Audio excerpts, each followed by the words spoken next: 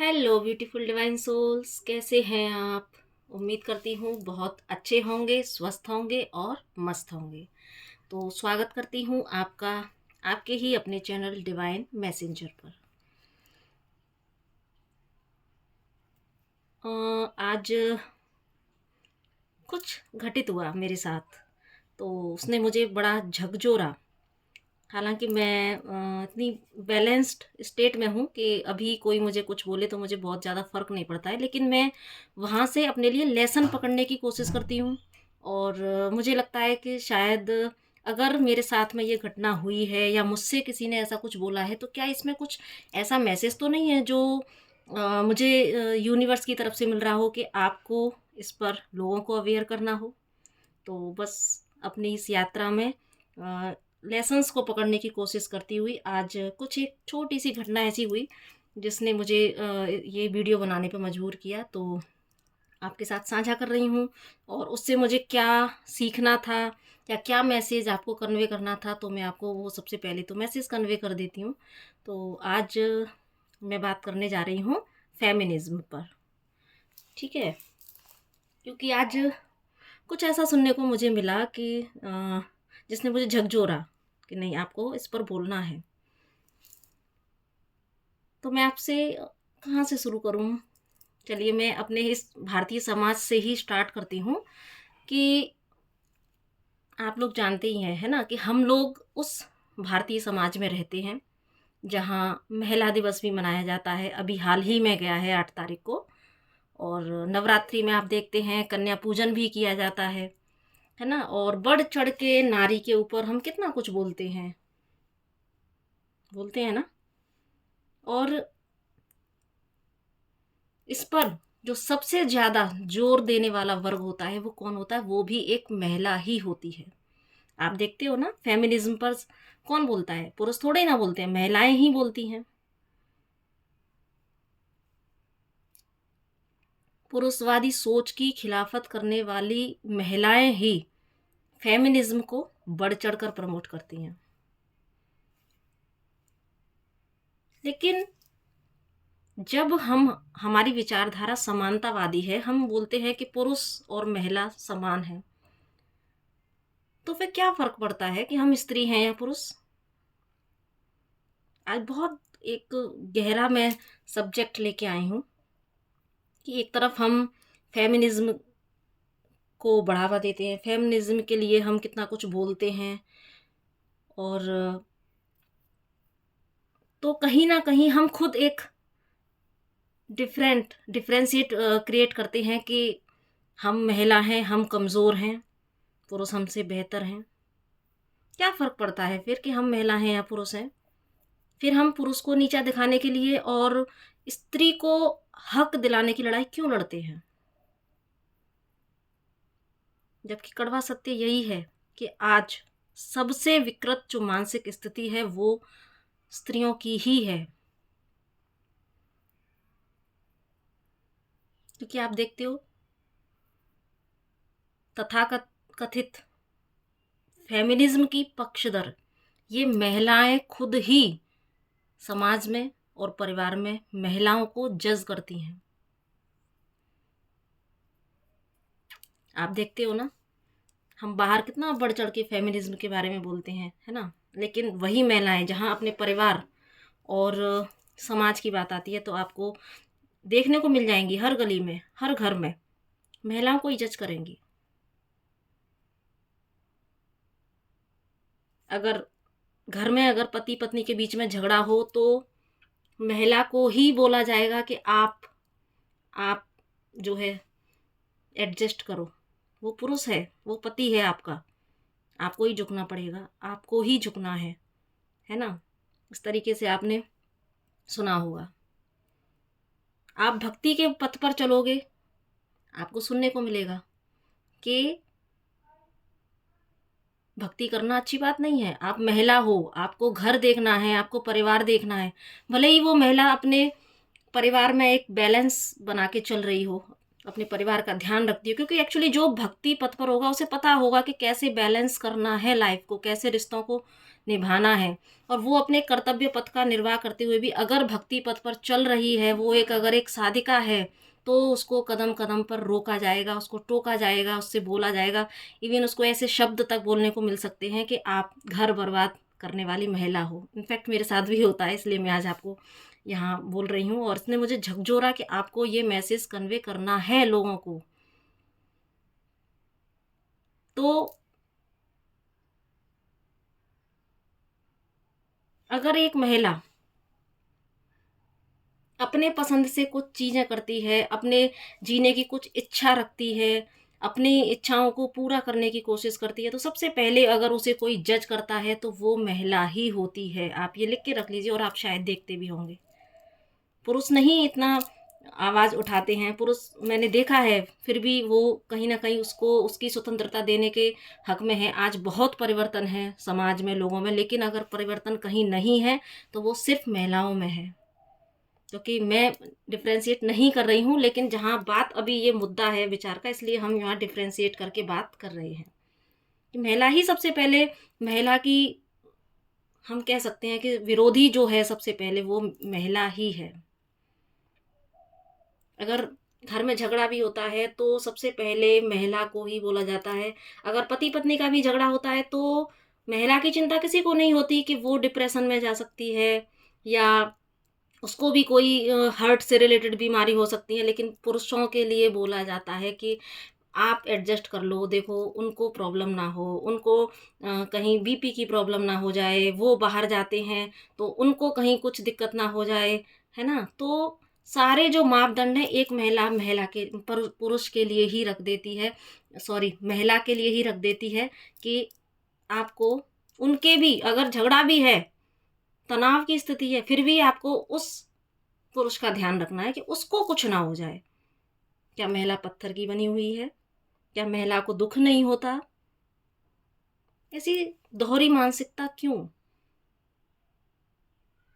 और ये एक घर की नहीं, ये हर घर की बात है, हर गली की बात है, हर मोहल्ले की बात है। हम सिर्फ बड़े बड़े नारे बोलते हैं, लेकिन सही मायने में हम कहीं ना कहीं खुद एक महिला को नीचे गिराने में अपनी भूमिका निभाते हैं। हम कभी समानतावादी बात नहीं करते। क्या हम स्वयं और सभी को मात्र ऊर्जा के रूप में नहीं देख सकते, जहाँ कोई लिंग भेद नहीं होता, जहाँ सब वास्तविकता में समान है, जहाँ कर्तव्यों का वितरण लिंग भेद पर नहीं वरन आवश्यकता और समय की मांग पर निर्भर करे, और अधिकार अधिकार किसी का ना हो, अधिकार किसी का किसी पर ना हो, सब मुक्त हों जैसा कि अपने शुद्ध स्वरूप में सब हैं। हम सब अपने शुद्ध स्वरूप में सिर्फ आत्मा हैं, हम ऊर्जाएं हैं। लिंग भेद हमने सिर्फ इस समाज की एक व्यवस्था को बनाने के लिए किया था, लेकिन आज जब हम समानतावादी विचारधारा रखते हैं तो हमें अंदर से समानता को लेके आना है। सिर्फ बाहर नारे लगाने से कुछ नहीं होगा। हमें हम जितना सम्मान पुरुषों को देते हैं एक पिता के रूप में, पति के रूप में, भाई के रूप में, पुत्र के रूप में, तो उतना सम्मान हम अपनी बेटी को, अपनी बहनों को, अपनी माँ को देते हैं कभी? हम अपने आप को ही सम्मान नहीं देते, हम दूसरी महिला को तो सम्मान जब देंगे, हम अपने ही आप को सम्मान नहीं देते। एक्चुअली हम अपने आप को खुद पुरुषों से नीचे मानते हैं। और बात करते हैं फेमिनिज्म की, ये सिर्फ एक दिखावा है, क्योंकि जो अंदर से उस समानता को देख लेता है, पहचान लेता है, खुद को अपने वास्तविक स्वरूप में जो देख लेता है, वो कभी फिर फेमिनिज्म की बात नहीं करता, क्योंकि इससे तो हम और अलगाववादी बात फैलाते हैं समाज में। एक महिला को ही आप देखोगे, एक महिला ही सबसे ज़्यादा महिला को बॉडी शेमिंग भी कहीं ना कहीं महिला ही कराती है। अगर आपका वजन बढ़ जाता है तो आप मोटे हो, आप पतले हो तो आपको बीमारी है, आपके घर में आप ठीक हो क्या, आपके घर में आपके साथ शायद अच्छा व्यवहार नहीं होता होगा, आप अपनी लाइफ में खुश नहीं हो, इस तरह की चीज़ें आपको सुनने को मिलेगी। तो सबसे ज़्यादा जो विकृत सोच मैंने देखी है वो कहीं ना कहीं, मैंने तो अपनी ज़िंदगी में महिलाओं की ही ज़्यादा देखी है, इसलिए शायद मैं बोल रही हूँ, मेरा तो यह अनुभव है। बाकी आप सभी अपनी अपनी सोच के लिए स्वतंत्र हैं। आप क्या सोचते हैं इस बारे में, ये आपको देखना है। लेकिन मुझे जो लगा वो मैं यहाँ पे आज बोल रही हूँ। इसलिए विचार योग्य तथ्य ये है कि फेमिनिज्म का नारा लगाने से हम और भी ज़्यादा असमानता को ही बढ़ावा दे रहे हैं, जबकि आवश्यकता हमें स्वयं के भीतर जाकर अपने शाश्वत स्वरूप को पहचानने की है, जहां आपको सत्य का पता चलेगा। और सत्य क्या है? कि सत्य ये है कि हर नारी और हर नर, दोनों में ही नर और नारी दोनों ऊर्जाएं विद्यमान हैं, जिसको हम फेमिनाइन एनर्जी और मैस्कुलाइन एनर्जी बोलते हैं। और जिस दिन अपने भीतर ही इन दोनों ऊर्जाओं का हम मिलन कर लेते हैं, वो मिलन खैर इतना आसान नहीं होता, उसके लिए हमें बहुत तप करना पड़ता है, हम साधना कह सकते हैं, हमें बहुत साधना करनी पड़ती है, तब हम उस स्टेज पर आकर पहुंचते हैं जहां हम उन दोनों ऊर्जाओं का मिश्रण कर सकते हैं, अपने भीतर ही उस शिव और शक्ति का साक्षात्कार करा सकते हैं। और तभी हम सही मायने में समझ पाते हैं कि सच में ना हम पुरुष हैं ना हम नारी हैं, हम सिर्फ एक पूर्ण उस परमात्मा का अंश हैं। तब हमको समझ आता है कि हम कुछ भी नहीं है, हम सिर्फ एक जीवात्मा है। लेकिन जिस दिन आप इन ऊर्जाओं का अपने भीतर मिलन कर लेते हो, यकीन मानिए सारा भेद खत्म हो जाता है। और तब आप न नर होते हो न नारी होते हो, आप सिर्फ एक ऊर्जा होते हो, आप एक सिर्फ आत्मा होते हो। मैं जानती हूँ बहुत मुश्किल है यहाँ तक पहुँचना, लेकिन ये बगावत का जो रास्ता हम चुनते हैं, क्या वो सही है? वो भी बिना पूरी जानकारी के लिए। अगर हम इस रास्ते पर बढ़ रहे हैं तो सबसे पहला जो परिवर्तन है वो अपने भीतर भी तो होना चाहिए। वो परिवर्तन पहले अपने भीतर हमें लेके आना है, तब हम उसको बाहर समाज में रोपित कर सकते हैं। पहले उस परिवर्तन को अपने भीतर लाना है। सिर्फ कोरा नारा लगाने से कि पुरुष और स्त्री समान है, ये सत्यता अभी इस समाज में बदलने में ऐसे नहीं बदलेगा, बहुत प्रयास करना पड़ेगा। और वो पहले परिवर्तन अपने भीतर लाना होगा। यानी छोटे छोटे उदाहरण अपने आसपास के जो परिस्थितियां हैं, अपने आसपास के क्षेत्र से या अपनी परिस्थितियां, अपनी लाइफ की परिस्थितियों से मैंने दिए प्रैक्टिकल, जिसको हम एक्सपीरियंस बोल सकते हैं। मतलब जबकि आध्यात्मिकता में हम छोटे छोटे प्रैक्टिकल इन उदाहरणों से लेकर हम अपनी आध्यात्मिकता को में ऊपर जा सकते हैं और अपने ही भीतर इस सत्य को समझ सकते हैं। तब हम फिर नारे नहीं लगाएंगे, तब हम जब अपने आप से कहते हैं ना, जब एक नारी जागृत होती है या एक आत्मा जब जागृत होती है तो वो अपने साथ और आत्माओं को जागृत करती है। तो अभी सबसे ज़्यादा जो मुझे ज़रूरत महसूस हो रही है या मुझे जो अंदर से लगा वो ये है कि हमें अपने भीतर आत्म जागरण करने की ज़रूरत है। क्योंकि जब एक व्यक्ति के अंदर परिवर्तन आता है तब उससे दूसरे व्यक्ति के अंदर परिवर्तन आता है, एक परिवार में परिवर्तन आता है, फिर समाज में परिवर्तन आता है। और इसी तरह आप के अंदर असीम साहस है, असीम ऊर्जा है कि आप सब कुछ परिवर्तित कर सकते हो। तो इसलिए पहली जो शुरुआत है वो आपकी खुद से होनी चाहिए, खुद से। तो पहले अपने अंदर परिवर्तन लेके आए। अपनी जजमेंटल जो आपकी जो एक जजमेंटल जो स्थिति है, जो एक जजमेंटल आपकी दृष्टि है, उसको पहले प्लीज़ ख़त्म करें।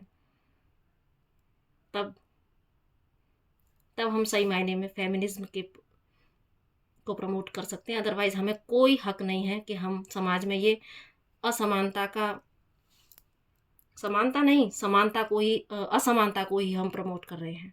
तो मुझे नहीं पता कि आप लोग मेरी बात से कितना सहमत होंगे, लेकिन मुझे जो गाइडेंस मिली वो मैं यहाँ पर कन्वे कर रही हूँ एज इट। तो अगर मेरे शब्दों से किसी को ज़रा भी हर्ट हुआ हो तो प्लीज़ मुझे माफ़ कर दीजिएगा। बाकी मैं सिर्फ एक डिवाइन मैसेंजर हूँ, मुझे जो मैसेज मिलता है कन्वे करने के लिए मैं बोलती हूँ। बाकी आप मानो या ना मानो, इट्स योर चॉइस। तो इसी के साथ मैं अपनी वाणी को यहीं विराम देती हूँ। मुझे इतना पेशेंटली सुनने के लिए आप सभी का बहुत धन्यवाद। तो बाय, नमस्ते।